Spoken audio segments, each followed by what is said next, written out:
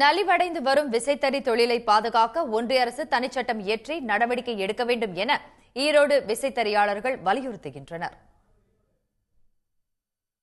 தமிழர்களின் நெசவுக்கலை 5000 ஆண்டுகள் பழமை வாய்ந்தது. காலமாற்றங்களை உள்வாங்கிக் கொண்டு இன்றைக்கும் அந்நிய செலாவணியை பெருமளவில் ஈட்டித்தரும் முக்கிய துறையாக இருக்கிறது.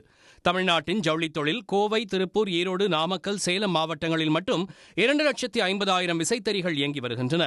ஆனால் தாறுமாறான நூல் விலை, மூலப்பொருள் கொள்முதலில் தவறான கொள்கை, செயற்கை நூல் இழைகளுக்கு தட்டுப்பாடு, 13 மாத GST நிலுவை போன்ற காரணங்களால் தொடர் பாதிப்புகளை சந்தித்து வரும் விசைத்தறி தொழிற்சாலைகள் தானியங்கி தறிகளின் வருகையாலும் விழிப்பு நிற்கின்றன. 7 நாளைக்கு வேலை முழுசா இருக்கிறது இல்லைங்க. 3 நாளைக்கு மட்டும்தான் வேலை இருக்கு. அதுவும் பார்த்தீங்கன்னா அந்த 3 நாளிலுமே ஒரு சில நாளைக்கு லீவு, அரை நேரம் ஒரு நேரம் இந்த மாதிரி.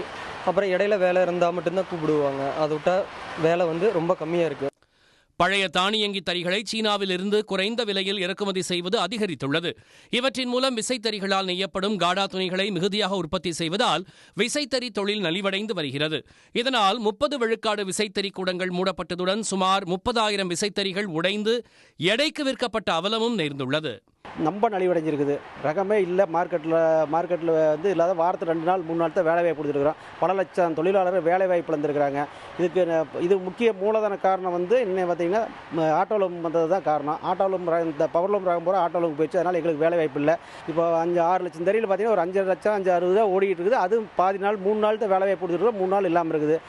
40 ஆண்டுகளுக்கு முன்பு விசைத்தறிகளின் வருகையால் கைத்தறி தொழிலுக்கு பாதிப்பு ஏற்பட்ட போது அப்போதைய ஒன்றிய அரசு கைத்தறி ரக ஒதுக்கீட்டு சட்டத்தை கொண்டு வந்தது. அதன் மூலம் 11 ரகங்கள் கைத்தறியில் மட்டுமே உற்பத்தி செய்யப்பட்டு வருகின்றன. இதேபோல தற்போது விசைத்தறிகளை காப்பாற்ற ரக ஒதுக்கீட்டு சட்டத்தை ஒன்றிய அரசு கொண்டு வர வேண்டுமென விசைத்தறியாளர்கள் கோரிக்கை விடுக்கிறார்கள். மத்திய அரசு கடந்த 3 தேர்தல் வாக்குறுதியாக கொடுத்த தேர்தல் வாக்குறுதியான விசைத்தறிக்கென தனி ரக ஒதுக்கீடு செய்து தருவோம் என்ற வாக்குறுதியை நிறைவேற்றி தர வேண்டும் என்று தமிழக அரசு தீர்மானத்தை நிறைவேற்றி மத்திய அரசுக்கு அனுப்பி வைத்து விசைத்தறி சார்ந்து இருக்கும் பல லட்சம் நெசவாளர்களுக்கு வாழ்வாதாரம் காக்க வேண்டும் என்று தமிழ்நாடு விசைத்தறி சங்கங்களின் கூட்டமைப்பின் சார்பாக கேட்டுக்கொள்கிறோம்.